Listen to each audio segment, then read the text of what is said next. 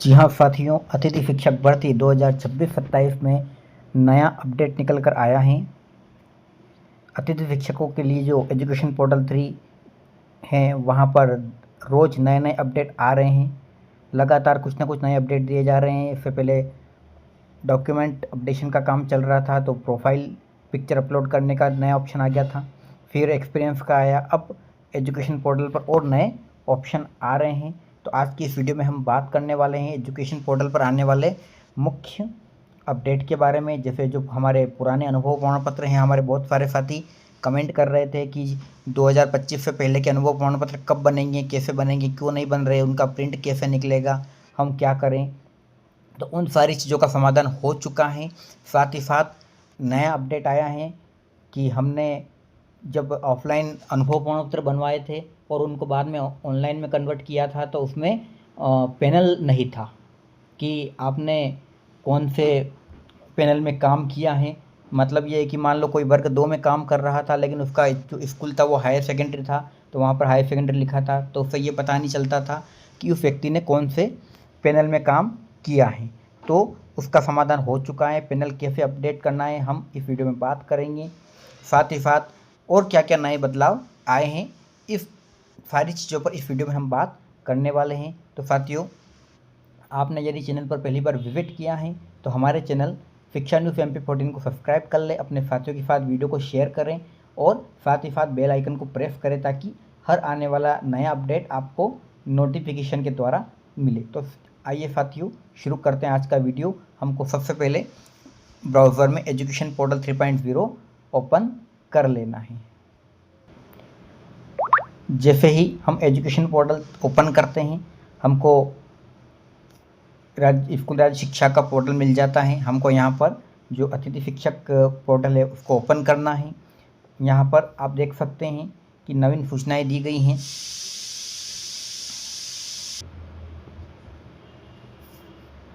नवीन एवं पूर्व से पंजीकृत आवेदकों हेतु प्रोफाइल अपडेट, प्रोफाइल लॉक एवं पंजीयन सत्यापन की कार्यवाही पोर्टल पर प्रारंभ कर दी गई है। साथियों, आपने देखा होगा पहले पैनल अपडेट नहीं हो रहा था और साथ ही साथ लॉक का ऑप्शन भी नहीं था, तो वो दोनों ऑप्शन अब आने लगे हैं। साथ ही साथ आप देख सकते हैं पूर्व से पंजीकृत अनुभव प्राप्त आवेदकों हेतु अनुभव क्लेम में पैनल की जानकारी दर्ज करने की सुविधा एवं डबल ID मर्ज रिक्वेस्ट की सुविधा प्रारंभ कर दी गई है। मतलब ये है कि किसी ने यदि एक ही आधार से या एक ही समग्र से दो अलग अलग मोबाइल नंबर से ID बनाई थी, तो अब उनको आप दोनों को एक कर सकते हैं। वो सुविधा भी अब प्रारंभ हो गई है। तो साथियों, इसको हम यहाँ से क्रॉस कर लेते हैं और हम लॉगिन कर लेते हैं। जैसे हम लॉगिन करेंगे, कैप्चा फिल करते हैं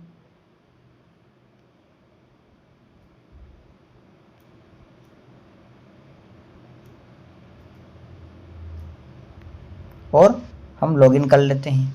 लॉगिन करने के बाद में आप देख सकते हैं कि वही यहाँ पर जो हमारा गेस्ट फैकल्टी मैनेजमेंट सिस्टम, यही हमारा मुख्य डैशबोर्ड है। मतलब इसी को हम GFMS पोर्टल कहते हैं। यहीं से अतिथि शिक्षकों के सारे काम होते हैं। हम जैसे इसको ओपन करते हैं, वापस से हमारे सामने नए ऑप्शन आ जाते हैं, अपडेट इन्फॉर्मेशन, एक्सपीरियंस प्रोसेस और रिपोर्ट्स। तो हम तीनों पे विस्तार से चर्चा करेंगे। हम पहले देख लेते हैं अपडेट इन्फॉर्मेशन में। तो अपडेट इन्फॉर्मेशन में देखो नए नए ऑप्शन जुड़े हुए हैं। यहाँ पर अपलोड प्रोफाइल पिक्चर में जा सकते हैं, हम प्रोफाइल को अपलोड कर सकते हैं जो अभी अतिथि शिक्षक साथी कर रहे हैं। यदि आपको प्रोफाइल पिक्चर अपलोड करने में समस्या आ रही है तो डिस्क्रिप्शन में आपको लिंक मिलेगा, वहाँ से आप वीडियो देखकर प्रोफाइल को मात्र 1 से 2 मिनट में पिक्चर को अपलोड कर सकते हैं। अपडेट इन्फॉर्मेशन का वीडियो भी आप देख सकते हैं और जनरेट स्कोर कार्ड। तो जनरेट स्कोर कार्ड का जो प्रोसेस अभी नहीं हो रहा है, क्योंकि ये होगा लॉक और वेरिफिकेशन के बाद में। ठीक है, अभी ये प्रोसेस नहीं होगा। हम अपडेट इन्फॉर्मेशन में जाते हैं। तो साथियों, यहाँ पर हमारे सामने नया आ जाता है विंडो। आपका एक्सपीरियंस पैनल अपडेट नहीं है, कृपया अपडेट एक्सपीरियंस पैनल पेज के माध्यम से अपना पैनल अपडेट करें। साथियों, मैंने सारे डॉक्यूमेंट अपलोड कर रखे हैं, सारी टेट की जानकारी अपलोड कर रखी है। कल तक ये सारी जानकारी को शो कर रहा था, बता रहा था, लेकिन आज हमारा जो पैनल है, मतलब जिन वर्गों में हमने काम किया है, चाहे वो 1, 2 या 3 हो, उनमें हमने पैनल अपडेट मैंने अभी तक नहीं किया है। तो वहाँ पर वर्ग 1, 2 और 3 का पैनल अपडेट विषय वाइज करना है, इसलिए ये जानकारी नहीं बता रहा है। हम यहाँ पे बैक कर लेते हैं।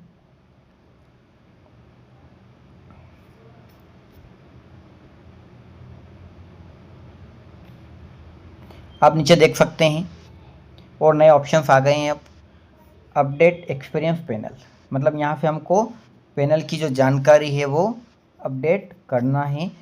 आपने कौन से FF1 में, FF2 और या FF3 में काम किया है, ठीक है। तो हम इसको क्लिक करते हैं। अब साथियों आप देख सकते हैं कि यहाँ पर ऑप्शन आ रहा है अपडेट एक्सपीरियंस पैनल, ठीक है। अब यहाँ से मैं पैनल अपडेट कर सकता हूँ। साथियों आप देख सकते हैं यहाँ पर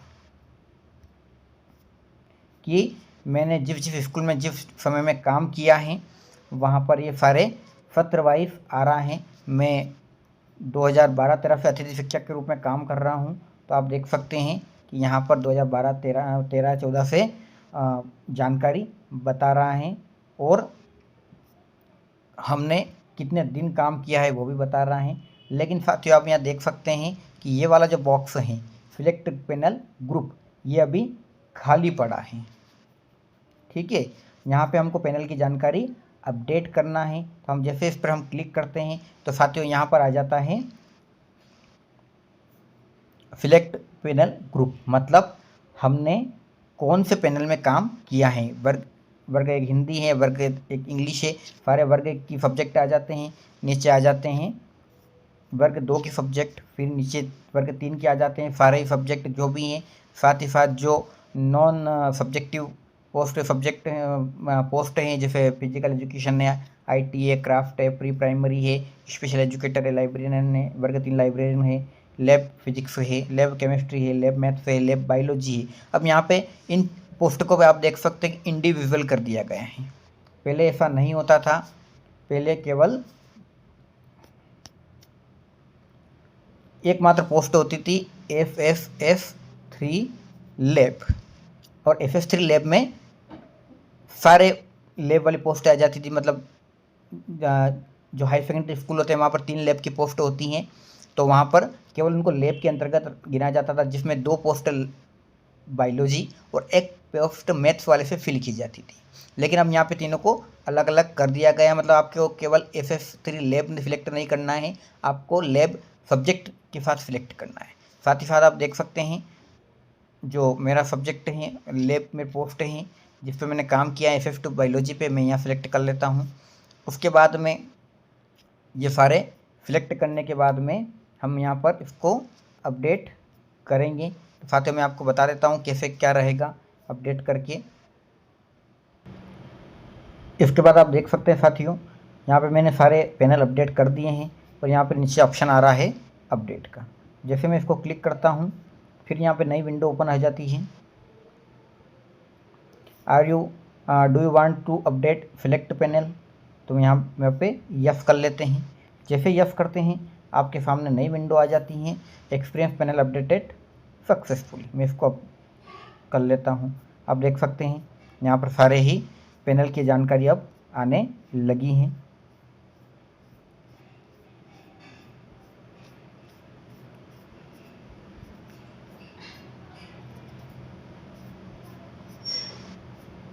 यहाँ वापस हम अपडेट अगर करना चाहें तो अपडेट कर सकते हैं। अब यहाँ पे वापस अपडेट करते हैं तो आ रहा है please select at least 1 record for update panel, मतलब आपको कम से कम एक इंक्वायरी, एक रिकॉर्ड को अपडेट करना है तो ये अपडेट होगा, ठीक है। यहाँ से हम साथियों वापस हम बैक कर लेते हैं। अब नीचे आ रहा है एक्सपीरियंस प्रोसेस, इसको हम देखते हैं। तो एक्सपीरियंस प्रोसेस में आ रहा है एक्सपीरियंस क्लेम स्टेटस, कितना हमने क्लेम कर रखा है। नीचे आ रहा है मर्ज एक्सपीरियंस रिक्वेस्ट फॉर्म, ठीक है। तो इस पर हम क्लिक कर लेते हैं। जैसे इस पर हम क्लिक करते हैं तो यहाँ पर एक नई अपडेट आ रही है। मर्ज एक्सपीरियंस की रिक्वेस्ट की कार्रवाई केवल उन आवेदकों द्वारा की जाए जिनका अनुभव प्रमाण पत्र का डेटा पोर्टल 2.0 पर 2 या 2 से अधिक आईडी पर हैं। ऐसे आवेदक पोर्टल 2.0 की प्रोफाइल पर दी गई आईडी दर्ज कर मर्ज एक्सपीरियंस की रिक्वेस्ट, यहाँ पर मेरा पूरा डिटेल आ रहा है और कौन कौन सा मर्ज करना है वो आ रहा है। आप देख सकते हैं मेरा 2024 का बाकी है वो आ रहा है, 23 का बाकी है, 22 का बाकी है, जो बाकी है वो सारे यहाँ पर आ रहे हैं। और यहाँ पर साथियों आप देख सकते हैं कि इसको यहाँ चेक मार्क्स आ रहा है, आप देख सकते हैं। इसको भी हमको क्लिक करना पड़ेगा तो ये होगा। और उसके बाद अंत में आ रहा है ओल्ड पोर्टल एम्प्लॉय आईडी। साथियों आपको पता होगा तो जब हमारा जो डेटा था 2.0 पर था तो वहाँ पर हमारा 6 अंक का एक आईडी होता था, जो अभी GTA करके एक यूनिक आईडी बना हुआ है। लेकिन ये एक यूनिक आईडी मतलब एक गिफ्ट को या एक शिक्षक को एक ही मिला हुआ है। लेकिन ये जो पहले 5 या 6 अंकों का आईडी होता था ये एक से ज़्यादा शिक्षकों का भी हो सकता है। इसलिए जो पुराना आपका आईडी है या आपके पास पुराना अनुभव प्रमाण पत्र होगा उसमें से आपको मिल जाएगा, या आप जो एजुकेशन पोर्टल 2.0 है वहाँ जाकर भी इसको ढूंढ सकते हैं। और जैसे हम यहाँ पे क्लिक, उसके बाद में इसको हम बैक करते हैं, एक नीचे और ऑप्शन आ रहा है रिपोर्ट्स का, इसको हम देख लेते हैं। तो रिपोर्ट्स में साथियों आप देख सकते हैं गिफ्ट फैकल्टी एक्सपीरियंस मर्ज रिक्वेस्ट ट्रैकिंग रिपोर्ट। यदि आपने मर्ज की रिक्वेस्ट डाली है तो वो एक्सेप्ट हुई है, मतलब संकुल प्राचार्य के द्वारा अप्रूव हुई है या नहीं है उसको आप ट्रैक कर सकते हैं। तो मैं यहाँ पे इसको क्लिक कर लेता हूँ। जैसे क्लिक करता हूँ ये आ जाता है नो डाटा। क्यों? क्योंकि अभी तक मैंने ऐसा कोई प्रोसेस नहीं किया है। तो साथियों ये अतिथि शिक्षकों के पोर्टल पर बहुत सारे अपडेट आ चुके हैं। आपको यदि कोई परेशानी है, आपको कोई समस्या है, कोई बात अगर या कोई जो काम है समझ में नहीं आ रहा है तो आप कमेंट बॉक्स में कमेंट कीजिए, मैं आपकी सहयोग करने का पूरा प्रयास करूँगा।